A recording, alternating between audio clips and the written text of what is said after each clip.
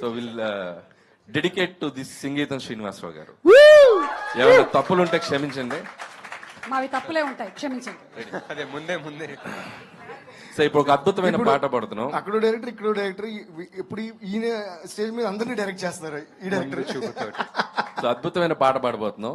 So దాని పాటకు ముందు ఏం పాట అనేది ఒక క్వశ్చన్ అడుగుతాను నేను. ప్రజల్ని పాలించేది ఎవరు?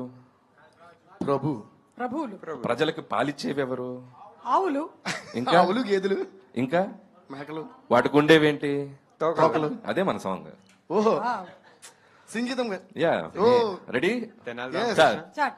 మేకకు తోక తోకకు మేక మేకకొక తోక మేక తోక మేకకు తోక తోకకు మేక మేకకొక తోక మేక తోక మేకకొక తోక మేక మేక తోక మేక మేకకొక తోక మేక మేక తోక మేక మేకకొక తోక మేక మేక తోక మేక.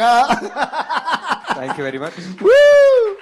Thank you so much Anil sir. And I would like to say, Anil sir తో వర్క్ చేసినప్పుడు ఎంత ఫన్ ఉంటుందంటే, నేను ఆయనకి ఎప్పుడో కాంప్లిమెంట్ ఇస్తా. ఏంటంటే ఫస్ట్ కథ చెప్తారు కదా, దాని తర్వాత సినిమా తీస్తారు కదా, అప్పుడు బ్యాక్గ్రౌండ్ స్కోర్ వస్తుంది కదా, నాకు సెకండ్ టైం సినిమా చూసినట్టు ఉంటుంది.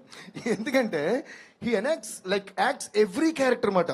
లైక్ ఒక 10 ఆయన సినిమాలో చాలా మంది క్యారెక్టర్స్ ఉంటారు కదా, అందరి క్యారెక్టర్ ఆయనే చేసి చూపించేది ఎగ్జాక్ట్ ఇమిటేషన్. అంటే అక్కడ వెంకటేష్ గారు ఉండొచ్చు, లేదా రాజేంద్ర ప్రసాద్ గారు ఉండొచ్చు, ఎవరైనా వాళ్ళ క్యారెక్టర్ వాళ్ళ టైమింగ్ తో చేసేస్తారు. సో నాకు మైండ్ లో రికార్డ్ అయిపోద్ది ఆల్రెడీ. లైక్ ఈ సెడ్ ఐఎమ్ ఏ విజువల్ గా, నాకు మామూలుగానే విజువల్ ఇమాజిన్ చేసుకుని ఉంటా. ఈయన చేసినప్పుడు మనం ఇమాజిన్ చేయక్కర్లా, కనిపించేస్తుంది సినిమా. So when it comes to background score, sir రెండోసారి చూసినప్పుడు భలే ఉంది సార్ సినిమా అన్నారు. రెండోసారి ఫస్ట్ టైం మీరు చూపించారుగా అన్నమాట. So every time had great experience with him work.